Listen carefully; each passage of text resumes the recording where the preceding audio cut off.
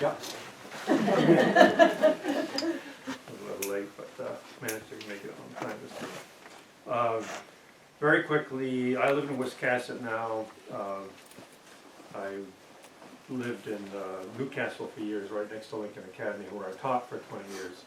And slowly, between teaching and having kids and all that sort of thing, I became more aware of the geology. And at first I thought everything was like 10-foot point. And then I realized, oh no, there are things that are different. And I started buying state maps and things like that, and trying to figure things out for myself. And so that's kind of what I'm hoping to do with you today, is sort of place you geologically in this area and give you the tools and the guts to look at things like this and decipher, no matter where you go, decipher what you might be going into. And I'll just hopefully, you know, I just said that I'm David Pope, I'm from Kennth. Do we have any professional geologists here? Well, that's good. Well, no, it's not good. It's better if there are a few people around to keep me honest. But feel free to ask questions at any level, any time. And I'm really just going to sort of follow your questions as to, or you try to get a feel for what you want, rather than dump a bunch of stuff on you that I want. But I do have an outline, but we can vary from that. So, how many here from Wiscasset? We got them. Any from Lincoln County? You all from Lincoln County? How about outside of Lincoln County? And where are you folks from? Just on the edge of the Washington? Belfast. Belfast? Belfast? Franklin J. Maine. Hmm? J. Jay, wow, okay. And otherwise, I think I'll ask you your names as we go, because if we go around now, I won't remember the thing. But I'm glad you're here. So, the Maine Geological Survey has been putting out maps like this for a long time now. This is 1980, and this thing here is really a remarkable piece of cartography, and it just shows you so much. We're going to be concentrating down in here, but even from where you're sitting, you can see, probably better from where you're sitting, you can see the patterns in Maine. You can see these blue things. These are granites that have been upwelled, and you can see this sort of gray area up in here. This isn't changed so much. This is a lot of sedimentary rock, and down in here there's a lot more action. There's been a lot of heating, reheating, contortions and all that sort of thing. And you can see these streaks through here, these black streaks. And those are faults. And so at some point there has been this sort of thing going on. And so we ask ourselves, you know, where does that motion come from? And many of you probably have a sense of plate tectonics, and indeed that's where this sort of motion comes from. If we had Europe rising over here, pushing against this, or a bulldozer coming down the driveway, it would tend to push this because this doesn't want to give, because it's part of a big continent. So we will be looking right down in here. This fault system, it's a whole bunch, it's a swarm of faults really, and there's some up in here going on and all that. But this fault system is called the Norumbega Fault System, and it goes from Cape Ann down in that other state, all the way up into New Brunswick, and perhaps beyond. But it is a composite. And let's see, you can see this blue thing here. That's the Katahdin Massif. Big bunch of granite there. And these, they have little funny symbols on them to help you if you get one of these. And they only cost $5. You can decipher all those symbols. They're all referenced. And so you can read a little bit about that, the references are on there, and, Could you just give us an example of one or two of those symbols, like what they are? well, like right here, it says D, Yeah, capital D, and then there's some little letters. I'm gonna go into that, okay? The D is for Devonian. So, and then down here, there are cross sections, so if you can't visualize this in 2 dimensions, they give you a cross section across several lines here. And some of them go right through our area, so you can get a sense of what's underneath. It's not all just flying rock. And so I'll try to place you there. Now, I've got 7 handouts here, but you can see that they are of this area here. And with 7, I probably can share with 2 or 3 people, and you can see what we'll be looking at. It includes this map and then pieces of the quadrangle maps which show the details here. Okay? So we're going to look at a few of those. But first I want a quick geology lesson, because I mean the geology here is tough. It's difficult to understand, right? So I understand that, and I'm not doing this to confuse you more, but we have to start somewhere. So let's start here with basic rock cycle type stuff. Mud, shale, slate. So mud is what settles the bottom of the ocean or a lake or whatever. You know that. But then turns to shale with time, pressure, depth, pressure, temperature, and all that, turns to rock. And then the shale turns to slate as you go deeper and deeper. So this is going deeper and deeper into the earth, or more and more time, more and more pressure, more and more temperature. And so when we look at the local granites here, we have to look back and see what the original materials were, a proto-lith and geospeak, okay? The original rock or the original material. So we don't have to worry about all this terminology, but if you look at the references that I have here and will present to you, you will come across these terms. Don't be afraid of them. Just get out the iPhone and look them up. And they're right there and very clearly defined. But I've got some here for you. And you know, we could spend all day in the lab, sort of thing. But shale and slate, I think you can handle, right? I'm not going to insult you by that. But phyllite, you may not have heard of. And this is what phyllite looks like. You can see it kind of glistens. It's got lumpy things in it. But the grains aren't real big. It's kind of glistening, it's kind of pretty, but okay, so this is the Carabasset Formation from up near Kingfield, and like I said, this eventually would turn to granite if you bury it deep enough, bake it more and more. This is all the same material, and they're just starting to grow these crystals in there, which will in turn metamorphose into different minerals.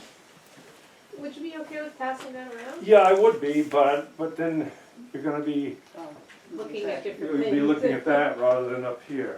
All right. So you just got to trust me that Okay. it's fine grained, and I'll show you things that you can see the difference in. Look at this guy. Okay. That's real pretty. It's got big lumps. You can probably even see. You can see the difference in flakiness and more.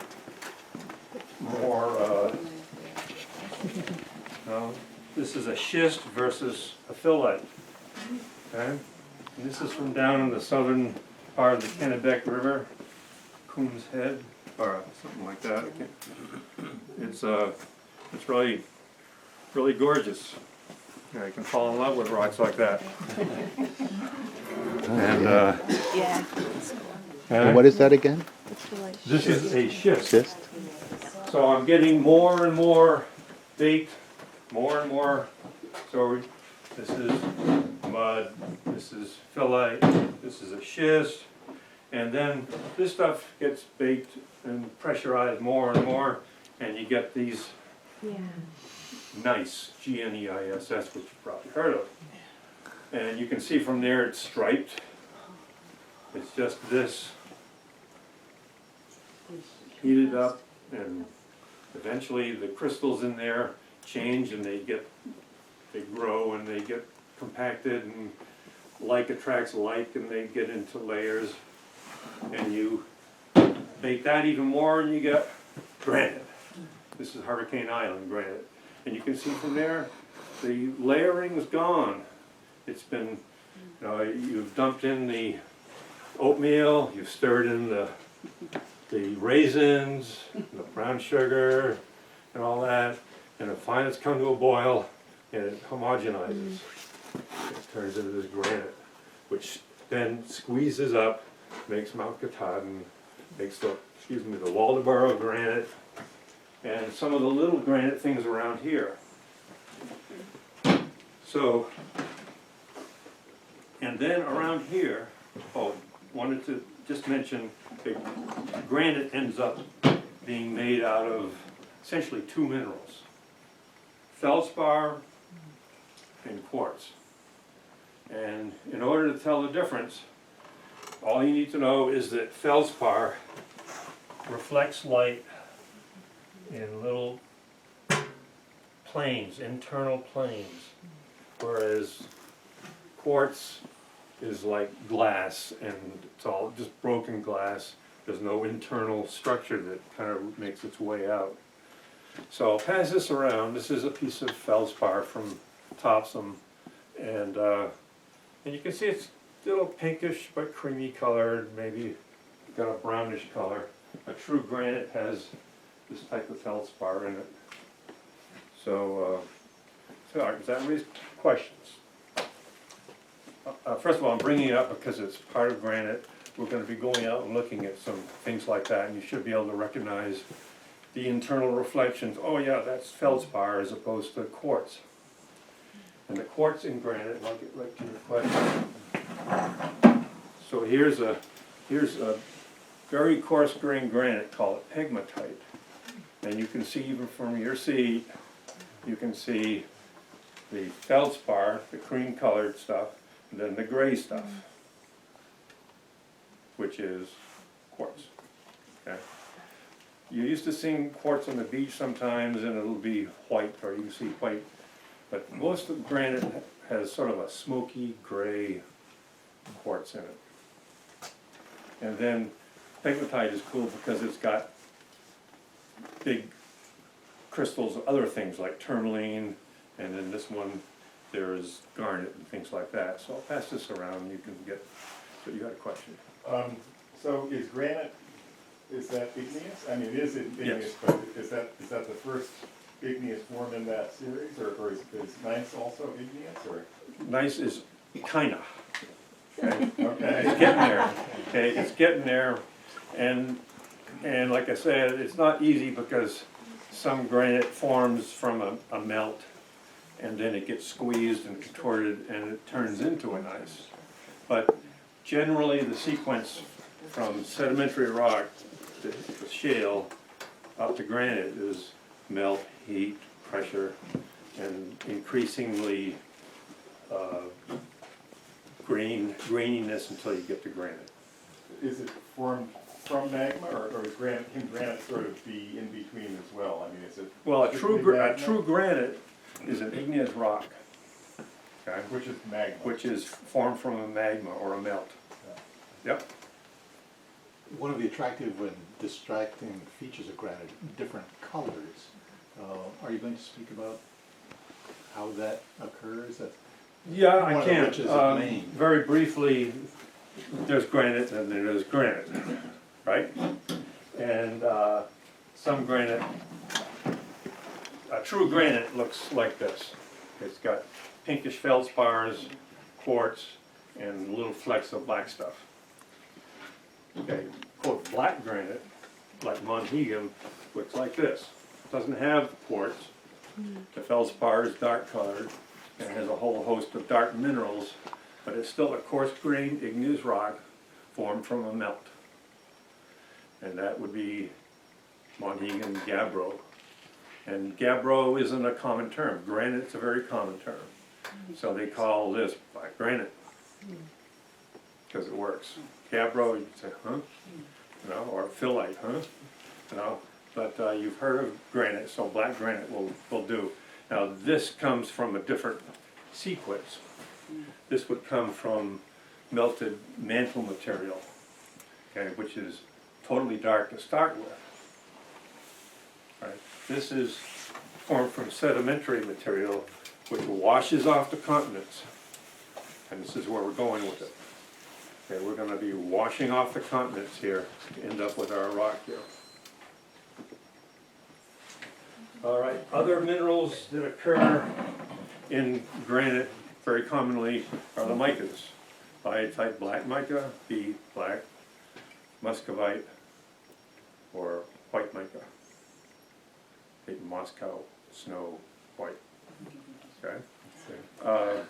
But obviously the flakes aren't always this big, but you can see them in there flicking, you know, glinting away at you, and these are cool because you can peel them off. I'll hand this around. You can make a big mess, destroy it, and take a piece home. Okay. All right. So we got feldspar.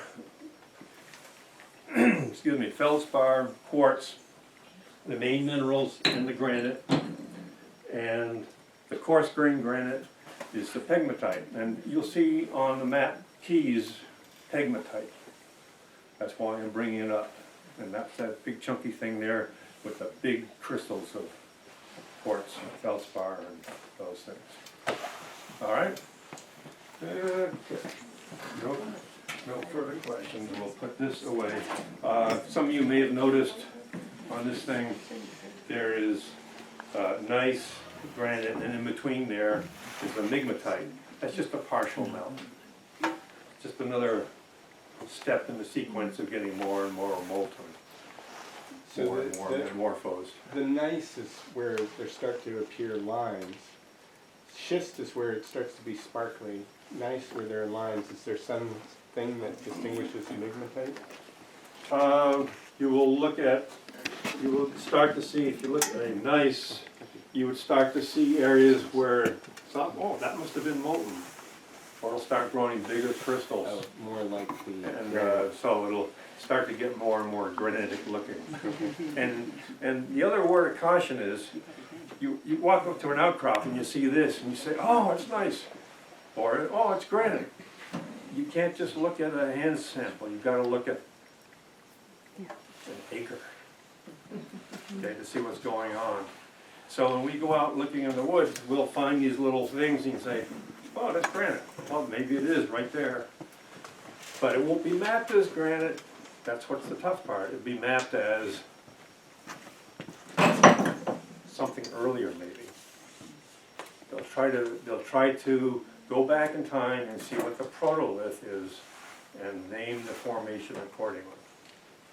So that's the tough part.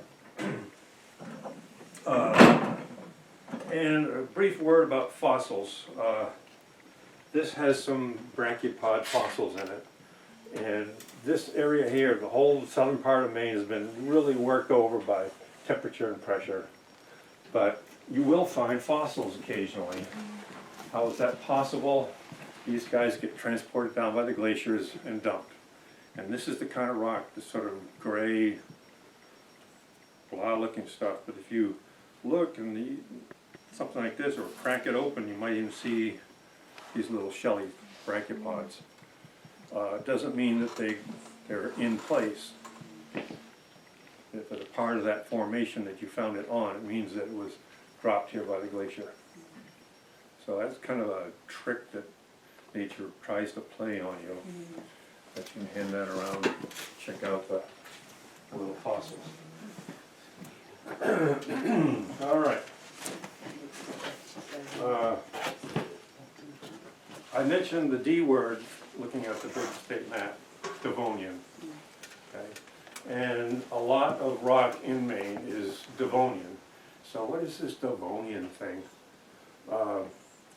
I took the pertinent part of the time scale, the geologic time scale, and didn't write it quite big enough for everybody, but so time scale 0, present, formation of the earth 4,500 million years ago, 4.5 billion, okay. Time of the dinosaurs here, mammals who took off here when the dinosaurs went away. So down in here, Devonian, age of the fishes, no mammals, reptiles coming along maybe, but they don't start getting anywhere until up in here somewhere. Hi, come on in.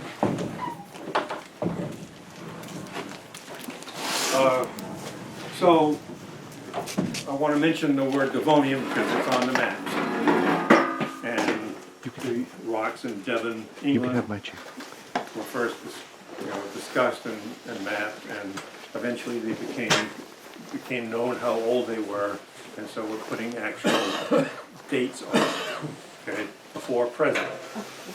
And also on our maps, we'll see Silurian and Ordovician. These are areas in Wales. They were first described and have been dated using fossils and radiometric dating and things like that. So we have a good idea how old these things are. So when we do an age date and we find out it's 425 million years old, we don't every time say it's 425 million years old, we say it's Silurian. And on the map, you'll have an S, capital letters. All right? So we can refer to this. I hope. I'll come back to that a few times. All right, so we will go on to this area. And then we'll get the maps out to you. Share those out to you. So, like I said, the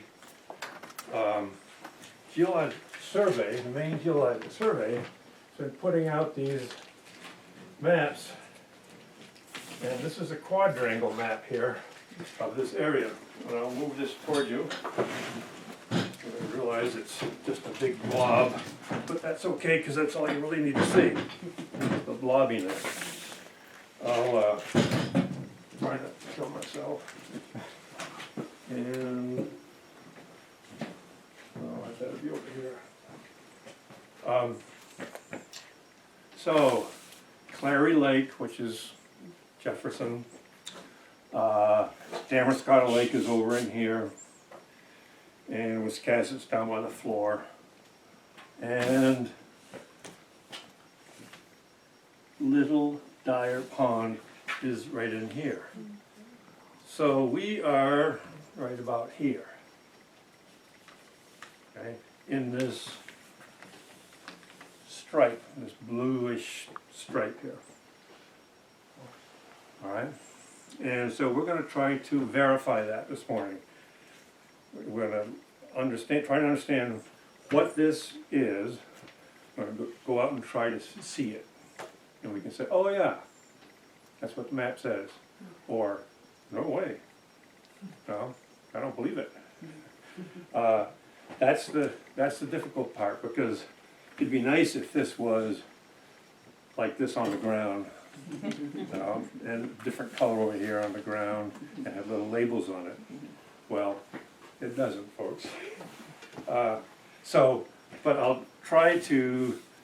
This big broad stripe here is the Cape Elizabeth Formation, and it goes all the way down to Cape Elizabeth intermittently, but has characteristic mineralogy, structure, and it's really screwed up right in here, okay? So you can find, this was mapped as something different for a while. This, you can see this sort of pinky thing here. This was mapped, when this was done in 2007, this was put down as a separate unit from this. Okay. And so this is not Cape Elizabeth on this map, this is Cape Elizabeth over here. And this blue thing here is the Bucksport Formation.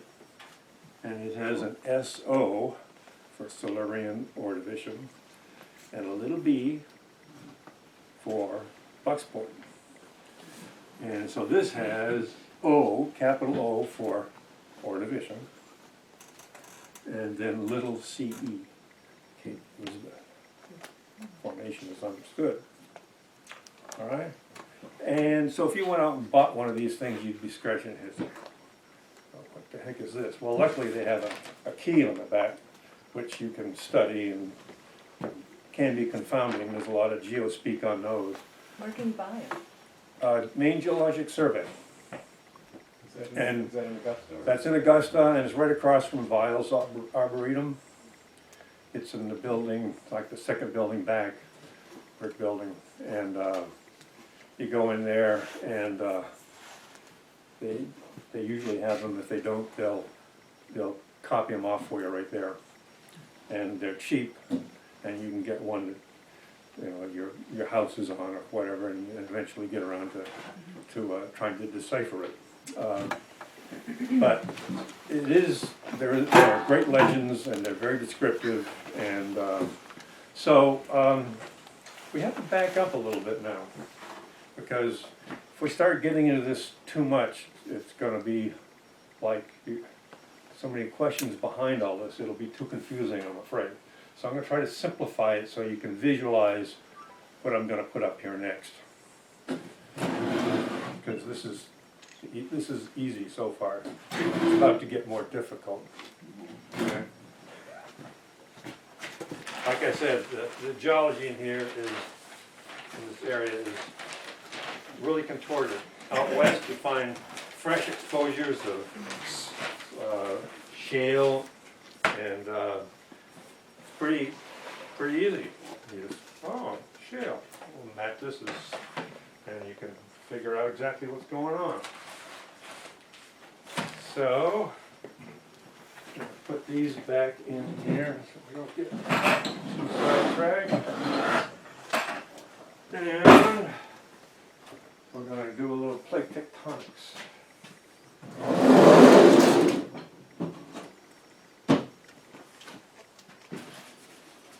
You've probably heard of plate tectonics. If you haven't, you're about to.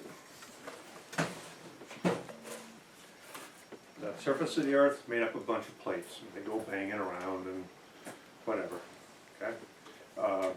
And there are lots of complications, but we're just gonna concentrate on the kind of plate boundaries that influence this area. Nothing else. It would take way too long. So, you have plates coming along. You have a plate here and a plate here, and they come together. Stuff happens. Okay? Either they somehow interact. Something's got to give. Because something's really pushing this hard, something's really pushing that or pulling it hard. So stuff happens here. It's called like volcanoes and island arcs and all that stuff. Activity. On the boundary of North America now, not much is happening. It's pretty quiet. Not many earthquakes, no volcanoes, all the activity's gone. But way back in the Devonian, it was like these things were coming together. So let's just put a continent down. This would be an example of the oceanic crust. And down here is pretty much fluid, not molten necessarily, but fluid mantle material. And it's curved because the Earth's surface is curved. Likewise, all right, so this is the proto-North America. Laurentia, okay? And so we've got this continent, they're a lighter material, they float on this, so that's why they stayed there. And then we got another continent over here. And if they're coming together like this, something will happen here. Probably this will dive, let's just say, as happened here, we started to dive under. Okay? And this is a continent. So things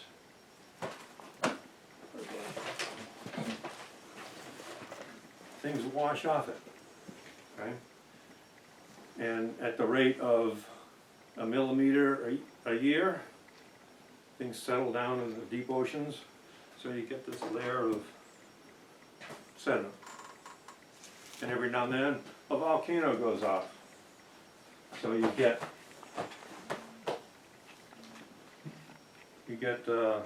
volcanic ash being laid down. Okay? So this is what we're going to look, this is going to turn into Midcoast Maine. All right? So we have Proto-Africa, Proto-North America, and they're coming together, and when they come together, look what happens. Okay? Stuff gets contorted, it gets dragged down underneath here, and pushed way down deep. All right? Way down, where there's plenty of heat, red heat, and this stuff gets into that sequence. Mud, down to granite. And eventually, the granite, because it's warmer and fluid, starts bubbling up to the surface.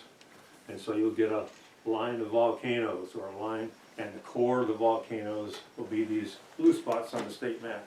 Katahdin, Waldemar granite. Right? So here we come.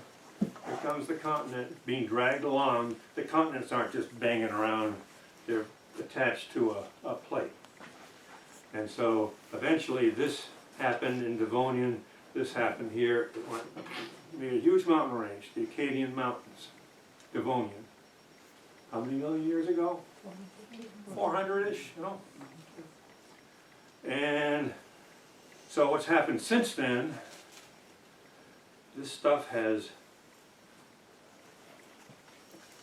split again, leaving parts attached here, but the continents, this was Pangea, and then eventually split apart and left pieces of things attached here, and so this has gone back Atlantic Ocean now.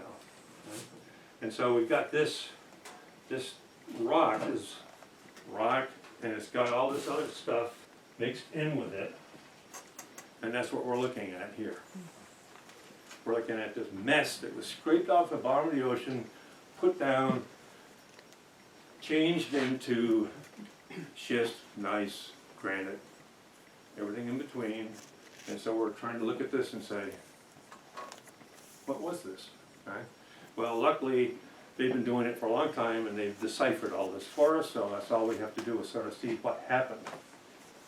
All right? Is that clear as mud? Questions on that? Should be. If not, you're being very forgiving. I know you want to get Did you outside. find the same features on the one side of the continent as the other? I mean, Yes. they should find on the Yep. other side of the world what we're seeing here in Midcoast Maine. Yep. Because The example that brought it all out in the open back in the early days of seafloor spreading and all that was a trilobite called Paradoxides. And it was a paradox because there was this one species found here and the same species found over here in Africa. And they kind of said, how did that happen? Well, then they looked at the shape, and the shape fit perfectly and all that, and the rest is geologic history anyway. Okay? So yes, and I haven't been able to go over to like England in the border region, but in the border between Scotland and England is apparently where there's some similar rocks to the Bucksport Formation. All right? But I haven't walked on it and said, oh yeah, that looks like Pemmican Point. But the Bucksport Formation is what Pemmican Point is made out of. Okay? At least the east side. And so when they mapped this area as Bucksport Formation, you're gonna walk out the door and see what you see down at Pemmican Point, no, because it's not washed by the ocean. And here it's been really screwed up by, when this was coming together, it wasn't necessarily a direct hit. It was kind of like at an angle, and there was these big faults. Like this was being tucked under, remember, tucked under, and there was a lot of activity here, heat, motion, and all that sort of thing. So, now we'll get out this map. That one you're looking at on the easel there was 2007. And this is 2016. Isn't that nice of them to do that for us? Couldn't have done this last year. Oh, look at And so, you can see the trends are the same, but there are some important differences.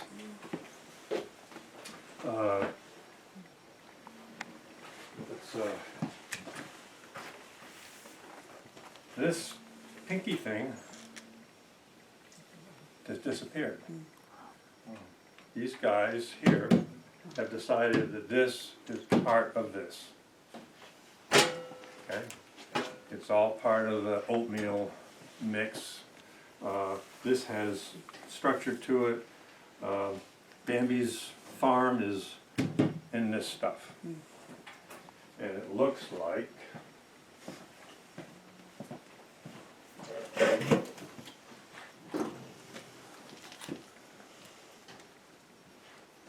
take a stab. Wild guess.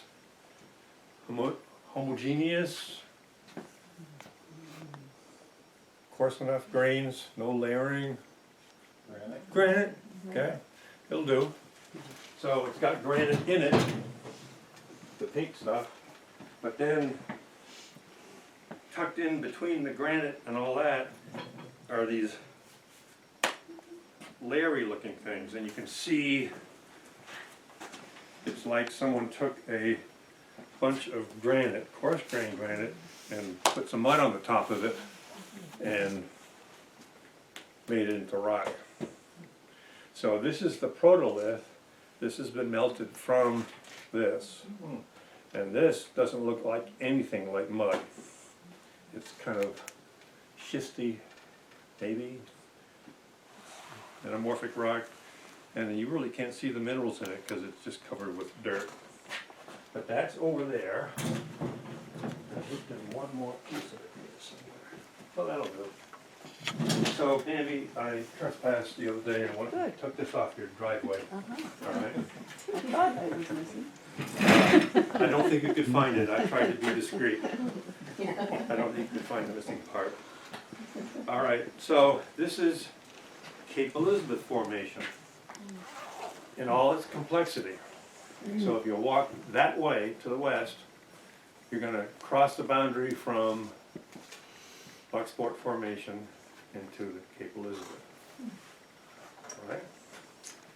And if you drive around and come up Egypt Road, one of the first outcrops you'll come across is there's a little dip going down across the stream. There's a very sort of outcrop that looks about like this. You can see the structure from where you are. It's kind of crinkly and rolly, and it's streaked. So there was a lot of shearing going on. And that shearing is this. right?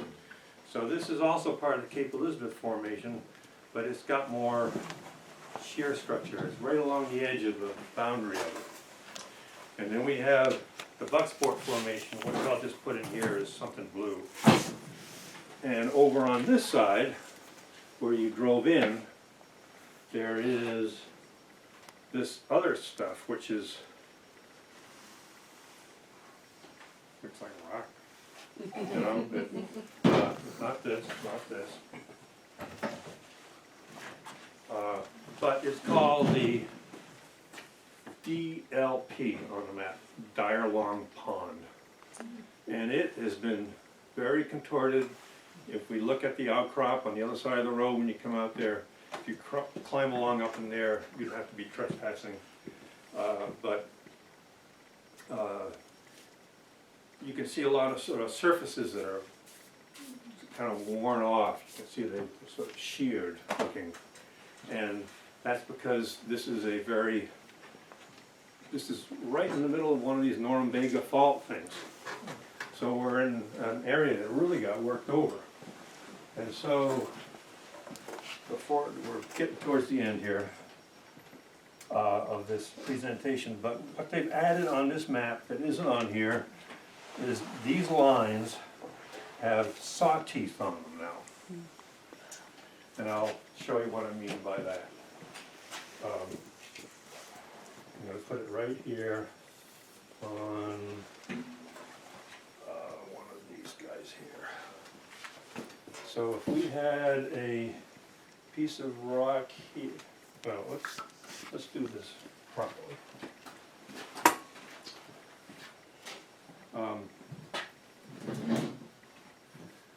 All right, you have, this is no longer earth's crust. These are layers of rock that were laid down. So, a long time ago in a land far away, we had, in the bottom of the ocean, a layer of sediment accumulated. And I'm going to put this side up. And then, a long time ago in a land far away, some more sediment came, but it was later. Okay? And then it all got buried and contorted and everything. Gotta be careful. You tell me. The Bucksport Formation, which is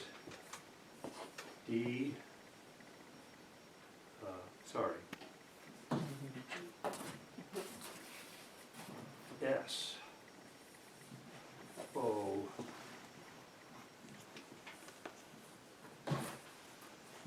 SOB.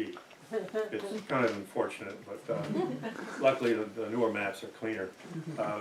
They're just calling it Ordovician, or one or the other, I can't remember which.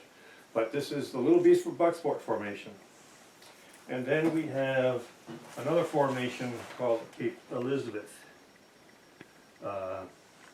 It is, what's the symbol on the Cape Elizabeth one, do you remember? CE, yeah. And then D, I think it was O. Okay, big O. Okay, now, which of these is older?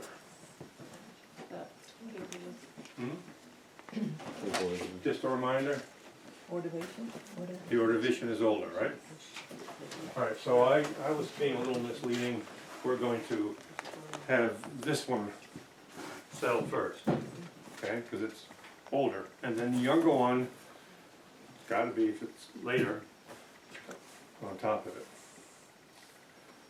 Around here, they're often found this way. The ages are the same, they're still Ordovician, but they're reversed. This is somehow ended up here. How is that possible?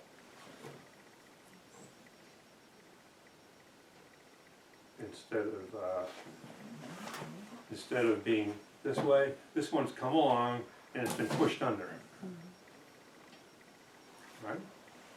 And we saw the mechanism for pushing under the ocean floor coming here, pushing all that stuff towards us. When this happens, this is called a thrust fault. And on a map, they warn you about it because they put saw teeth on here. Instead of those point in the direction that, And these are on the up thrown block. So this is thrown up, this is thrown underneath. So it tells you which one has been thrown up. Right? And so this map over here, they have finally figured out that these are gonna be, these are thrown up.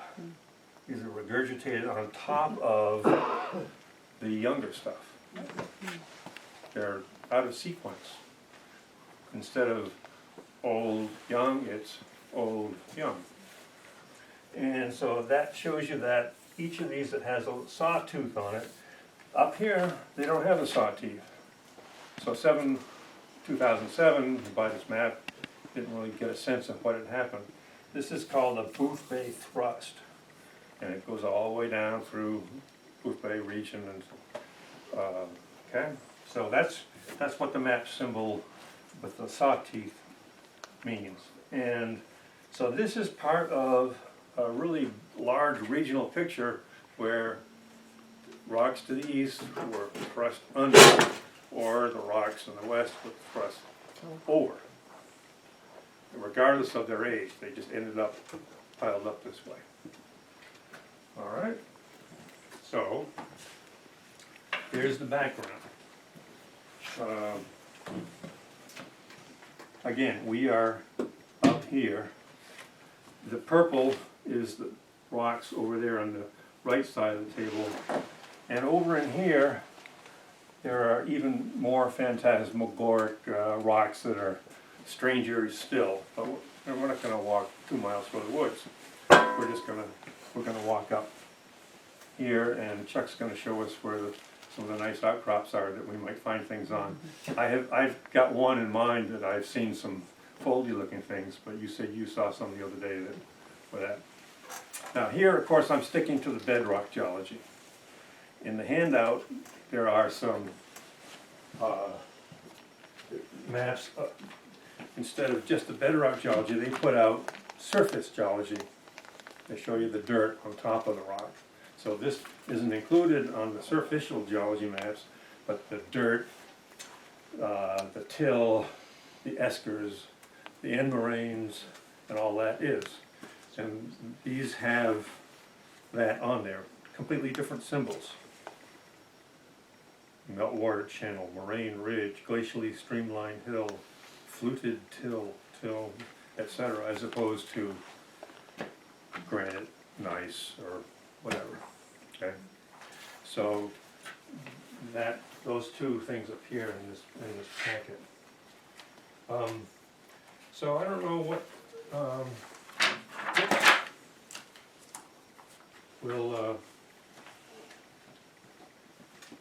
guess, let's see, we got 2, 8, 12, 16, 20. That's 3 each.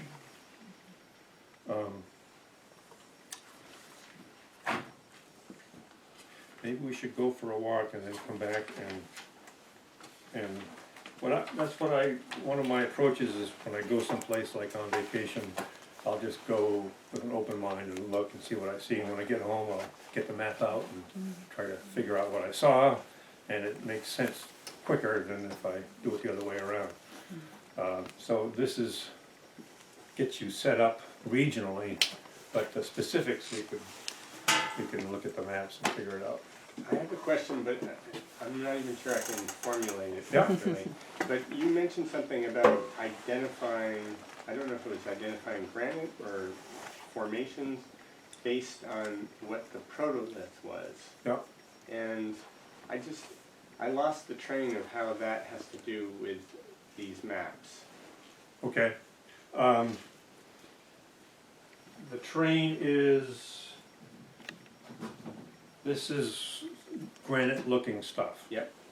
And it's part of this swath over here, this Yep. brown looking thing. And if we just mapped it as granite, it would look like one of those blue blobs on the state map, Okay. granite, Yeah. period. But this puts it in context of the formation that encloses it and from which it was probably formed. So if you did a rock analysis, whole rock chemical analysis of this, it would probably resemble very closely the whole thing. Okay, so this was made from this, melted out of this. So that's, and so you look at the granite, that's not the original material. The original material was the same stuff that crops out in Cape Elizabeth. Okay, but why are some places blue and some places brown? Okay, because there are differences in these formations. It's all granite, but it's mapped. No, it's not all Okay, granite. okay. There are clues throughout Uh-huh, as to what the formation is, okay. right? There are signature things like this. This formation here has black streaks in it a lot. And they will show up in places, oh, here's a outcrop with a real dark streak in it. So this must be, or this may be the Cape Elizabeth formation, Okay. okay? Yep. Or over here, you won't find those at all, and you'll find these eye-shaped things, these Lindsay-looking things. And, oh yeah, that's what I saw down at Pemmican Point. That correlates to this here, even though it's offset. It correlates. So there's a lot of sort of eyeballing, correlating to different places, and putting those pieces of puzzle together. So it's a complex puzzle, and the pieces of the puzzle are varicolored, So, but there is a pattern. so these things are labeled, so there's a time frame and there's a Name.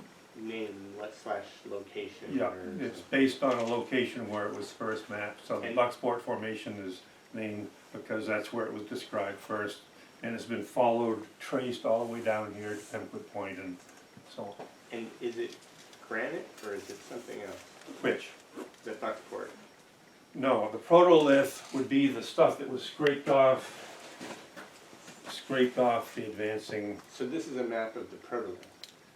This pretty much, yes, that's the Okay. whole idea, is Right. try to put where did this come from, what it was Yeah. original. I understand that, Yeah. thank you. But they have to Is include things bedrock? like where the granite is, Yeah, otherwise you'd get out there and you wouldn't know. right. Does bedrock mean protolith? Bedrock means connected to the earth as opposed to the dirt on top, Okay, all right? Things that could be glaciated. Yeah, deposited by the glacier, right. okay, as opposed to, so bedrock would be, same term would be ledge, Yeah, as opposed to boulder. right, Okay, a big boulder isn't connected to the rock underneath it, right. okay? So you get a boulder of granite sitting on top of slate. So the boulder isn't in place. So then it's the characteristics of the ledge that get the name. Yep, That's that's it, protolith. yes. I'm not sure I understand your question about, yeah. Perhaps I missed this coming in a little late, but who was the lucky person who went out and took little samplings to determine where all this is? Or is it done by? They're the authors of the quadrangle maps and more. I mean, they go back to, in this case, this guy, I think they even Gives their show you names. that. Yeah. There's on this, down here, the north part of this was by Grover, and then this is Newberg, and Dave West mapped this part of it. By being out in the field Being out in the and field, taking samples? taking samples, going along with, their little hammer, take it home, and they'll make a thin section of it, look at it through the microscope, see what the minerals are, see if they're the same minerals as the one next to it, and so on. And it takes years. And this even shows where they took samples. It has a little dot where the outcrops were that they sampled. So I've met some of the people, they call and ask if it's okay if they come out, and I don't know if they always ask people Oh, if yeah, they they can, do. but. Generally, they yeah, do. Yeah, so anyway. Cool. Yeah. Yeah. So Like- where is this work going on besides right here in Maine? Where are they trying to say? Okay, so all over the state, we'll see people out with hammers. Tap, tap, tap. Yeah, and sometimes they are working on a quadrangle map like this. Sometimes they're just dragging students along and showing them their work. And sometimes they'll be like you folks, will be out seeing if we can understand the place, the stuff that they've done. So they can tell that a formation is consistent throughout by looking at it, at the crystal, the minerals microscopically, visually, Yes. and they can do a chemical analysis as Yep, well? they do that, and they'll do age dates as well. They'll send them to a mass spec lab, and they will take, for instance, tiny little apatite crystals, and they'll put them into the mass spec machine, and it'll tell them like it's 420 million years old. There's a outcrop at Shaw's down in Wiscasset. So it is all measurable. It's not just Yeah. someone's impression that this looks like this. Right, it starts with the impression, but then they, all right, is this related, and they'll do some analyses and figure it out, and nail it down. You can maybe see this is kind of layered like this. When you come out of Shaw's and you turn north to come towards Wiscasset, there's an outcrop there. And it's been radiometrically dated to 424 million years old, plus or minus a million years. Really accurate. But because that cuts the Cape Elizabeth Formation, it dates the Cape Elizabeth Formation in that place. Cape Elizabeth's got to be older than 424. And so, you know, that's just a piece of the puzzle. And so they have done that in several places, but many not. A lot of this is conjectural. This one here, they didn't understand that it was part of the Cape Elizabeth yet, but it is, apparently. So there's more citizen science that can happen out here. Oh, yeah. Yeah, and you know, these guys, they've been doing this for a long time. This Dave West, did you meet him? I think I did. He's a tallish guy. Yeah. Yeah. He's from Middlebury College. Yes! And he did, I think he got his PhD at UMaine, but so that's how he kind of got settled here, and he's just kept on working here because it was what he knew and what he enjoyed, and likes lobster too. But then there are state geologists who do this as well. You know, people that are hired by the state and they work for the state, or they're hired, you know, temporarily by the state.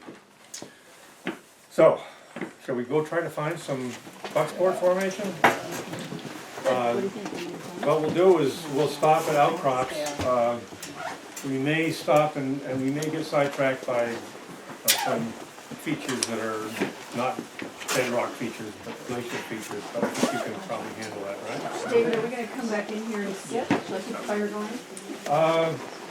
Time is it now? 10:15, no, 10, it's only 5 after 10. Okay. Thank you for your patience, I know it's tough sitting here.